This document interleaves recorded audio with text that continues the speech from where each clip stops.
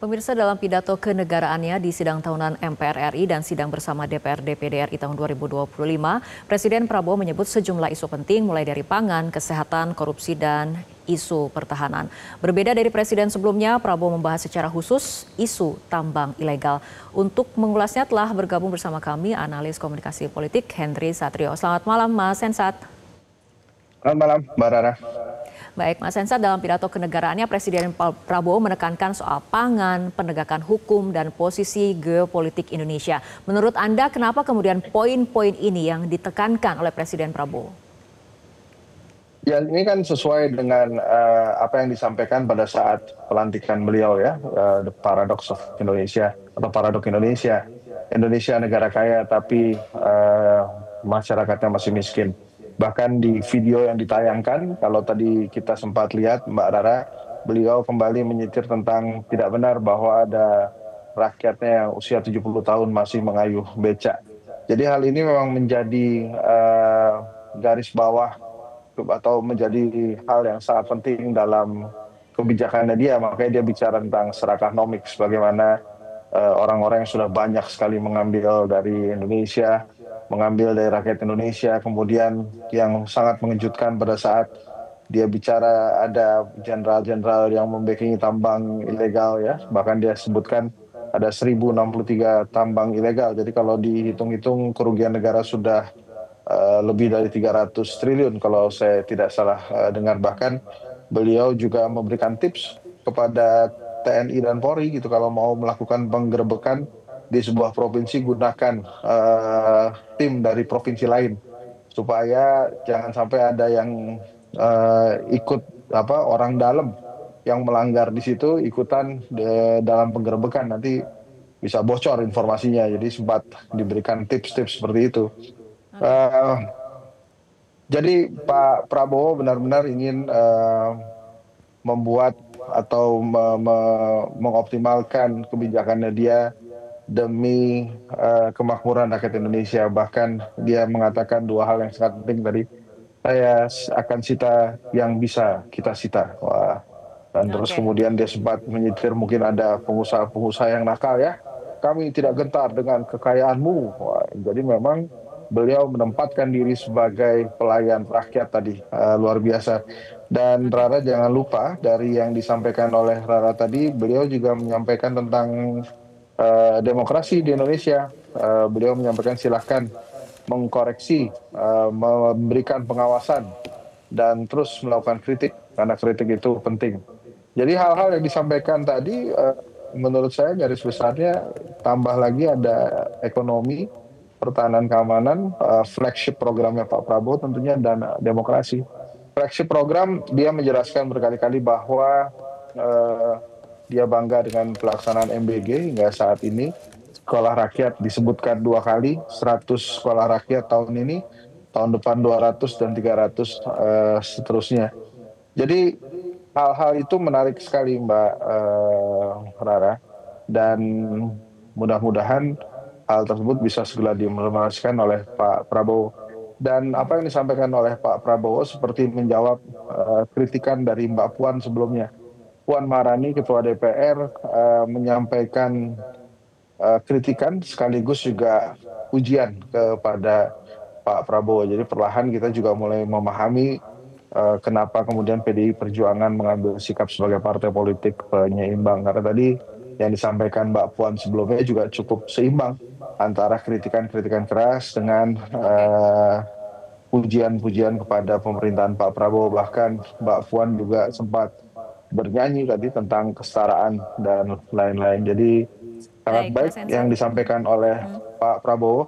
Tapi satu hal juga yang saya ingat dari pidatonya Pak Prabowo adalah dia menyampaikan ke seluruh jajarannya bahwa hari ini bukan nanti, rakyat menuntut sekarang. Jadi hal-hal itu yang benar-benar harusnya menjadi catatan dari jajaran Pak Prabowo di bawahnya, yang memang akan bekerja keras untuk memenuhi kebutuhan kesejahteraan masyarakat. Gimana Mbak Rara? Baik, Mas Hensat, kita akan mendalami tadi poin-poin yang ada dalam pidato dari Presiden Prabowo, terutama mengenai serakahnomics. Kita akan simak pernyataan Presiden Prabowo berikut ini terlebih dahulu.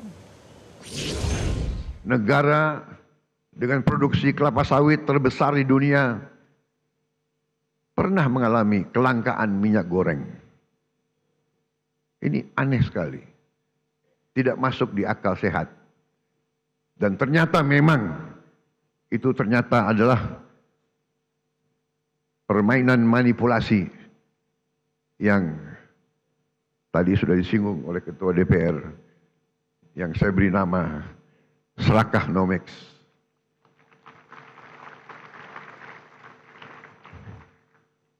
Negara produsen kelapa sawit terbesar di dunia berminggu-minggu, hampir berapa bulan kelapa sawit langka. Mas Hensat, istilah serakah nomiks yang tadi kemudian disebutkan oleh Presiden sebetulnya maknanya apa ataupun ditujukan kepada siapa? Sebetulnya itu ditujukan langsung kepada para pengusaha-pengusaha nakal di Indonesia yang memang sudah sering atau sudah banyak sekali meraup hasil negeri atau hasil bumi negara ini, tapi tidak mengembalikan proporsi yang seharusnya untuk rakyat itu kepada rakyat. Makanya tadi kalau diteruskan Pak Prabowo sempat meninggi pada saat mengatakan kami akan sita yang bisa kami sita dan kami tidak gentar dengan kekayaanmu. Jadi artinya memang Pak Prabowo sudah geram sekali dengan perilaku oligarki-oligarki atau pengusaha-pengusaha yang mungkin dicap nakal oleh beliau ya. Tapi mungkin pengusaha-pengusaha baiknya itu kemarin udah pada retreat di Gunung Tidar, tapi tetap saya nampaknya Pak Prabowo ingin memastikan bahwa para pengusaha itu harus mengembalikan apa yang dia dapat untuk rakyat Indonesia. Dan ini bukan hal baru sebetulnya yang disampaikan oleh Pak Prabowo. Dia mengulang lagi beberapa hal yang dia sampaikan tentang bagaimana seharusnya rakyat Indonesia lebih sejahtera. Jadi memang berkali-kali dia sampaikan enggak, Indonesia negara kaya tapi rakyatnya banyak yang miskin.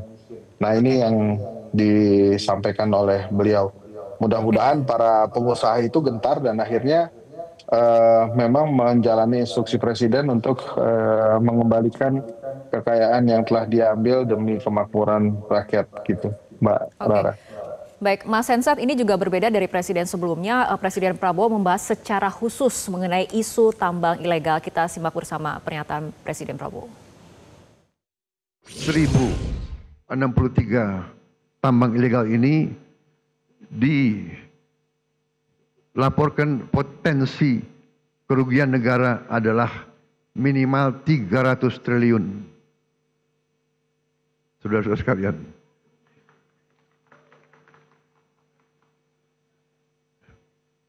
saya minta dukungan seluruh MPR. Saya minta dukungan seluruh partai politik untuk mendukung ini demi rakyat kita, saudara-saudara sekalian.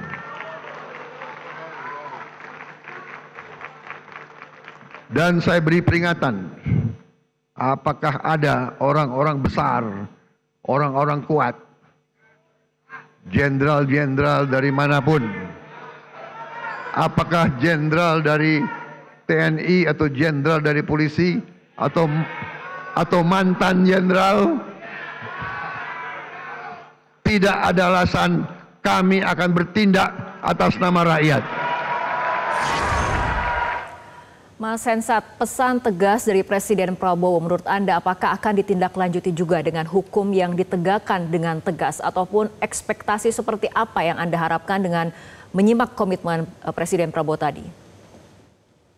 Iya, harusnya dilaksanakan dan dimengerti ya oleh jajaran aparat di bawahnya. Apapun itu, Pak Prabowo telah menyampaikannya di sebuah forum resmi yang termasuk forum yang tertinggi di Indonesia, di depan anggota DPR dan DPD. Jadi artinya harusnya tidak ada lagi yang menghalangi komitmen baik dari Pak Prabowo untuk melaksanakan itu.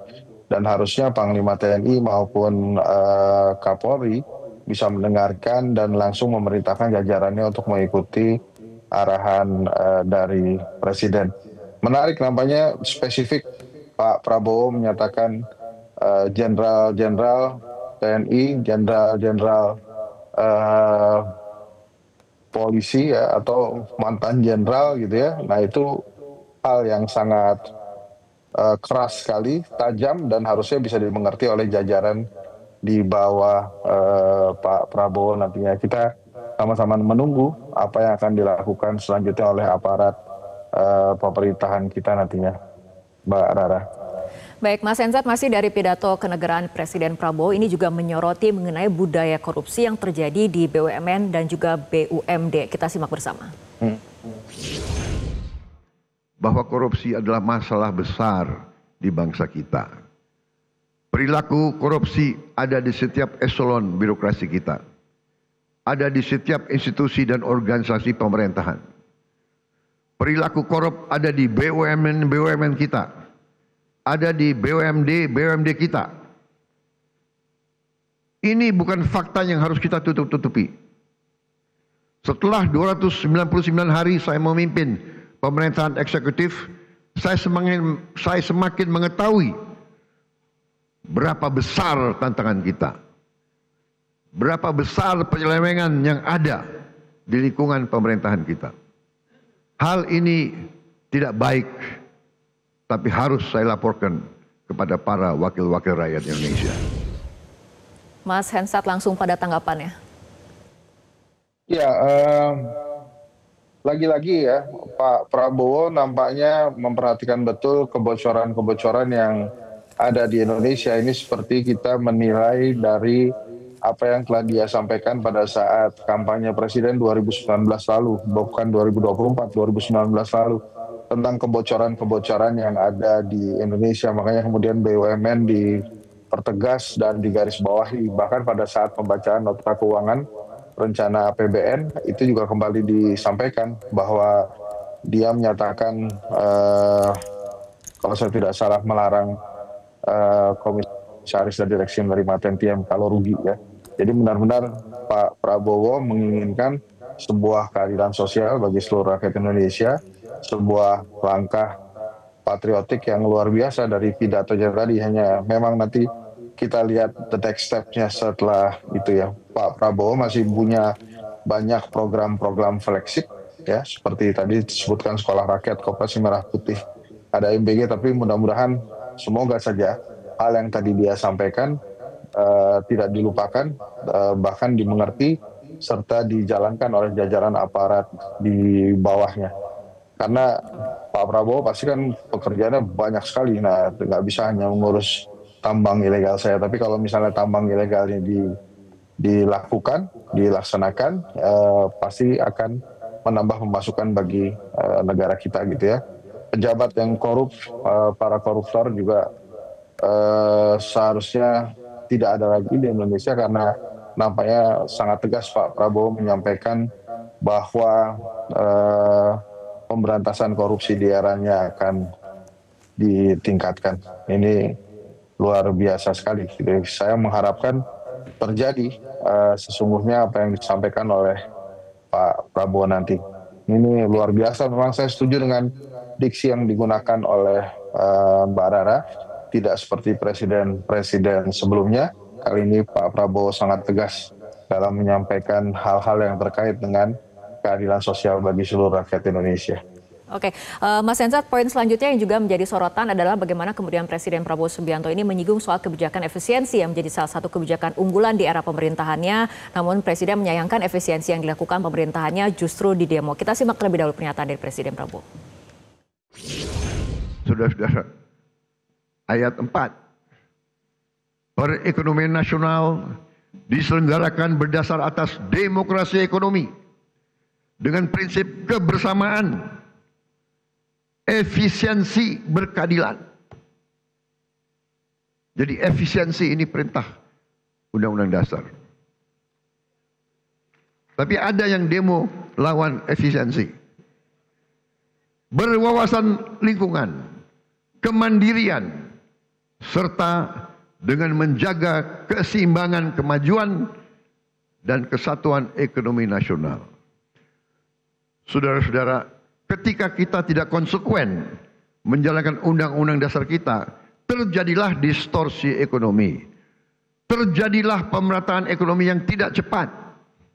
di mana yang menikmati pertumbuhan ekonomi kita hanya segelintir orang saja.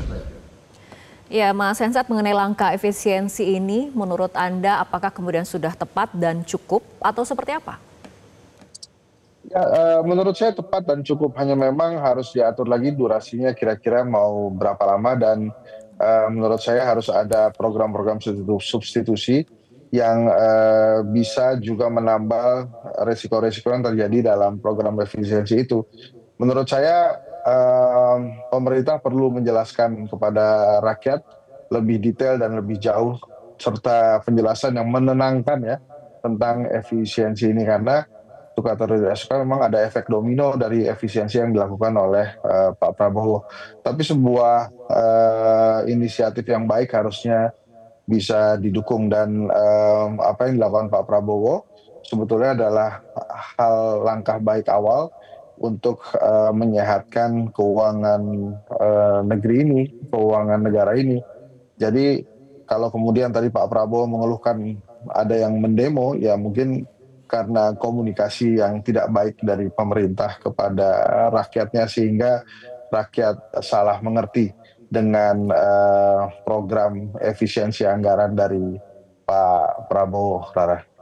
Oke, baik Mas Henry Satrio. Terima kasih telah berbincang bersama kami malam hari ini dalam Prime Time News. Jelajahi cara baru mendapatkan informasi. Download Metro TV Extend sekarang.